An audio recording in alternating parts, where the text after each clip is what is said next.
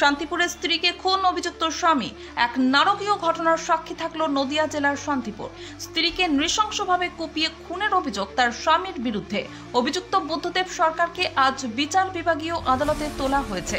Police সূত্রে খবর, গতকাল রাত্রে শান্তিপুর শহরের ৯ নম্বর ওয়ার্ডের বাসিন্দা বুদ্ধদেব সরকার ধারালো অস্ত্র দিয়ে তার স্ত্রীকে নির্মমভাবে হত্যা করে।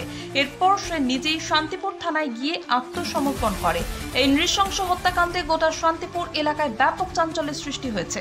আজ বুধবার অভিযুক্ত বুদ্ধদেব সরকারকে শান্তিপুর থানার পুলিশ নদিয়ার রানাঘাট বিচার বিভাগীয় আদালতে পাঠায়। অন্যদিকে নিহত স্ত্রীর মৃতদেহ ময়না তদন্তের জন্য পাঠানো হয়েছে। বুদ্ধদেব ঠিক কী কারণে তার স্ত্রীকে এমন নৃশংসভাবে খুন করলো তা খতিয়ে দেখতে তদন্ত শুরু করেছে শান্তিপুর থানার পুলিশ। পুলিশ সূত্রে জানা গিয়েছে, জিজ্ঞাসাবাদের জন্য অভিযুক্তকে 7 দিনের পুলিশি হেফাজতে নেওয়ার আবেদন জানানো হবে আদালতে। Bureau report, SP digital news. দাদা, কি কারণে মারলেন দাদা? নিজের স্ত্রীকে এইভাবে কিভাবে খুন করলেন আপনি? কারণটা কি ছিল দাদা? কারণটা কি ছিল? মনে কিছু হয়েছিল আপনাদের মধ্যে? কারণটা কি ছিল দাদা? আপনি কি আইপিএল এ জুয়ো খেলতেন? বলুন বলুন, চুপ থাকবেন না, বলুন। কি দিয়ে মেরেছেন? এইভাবে হত্যা করলেন কেন নৃশংসভাবে? দাদা বলুন। দাদা, দাদা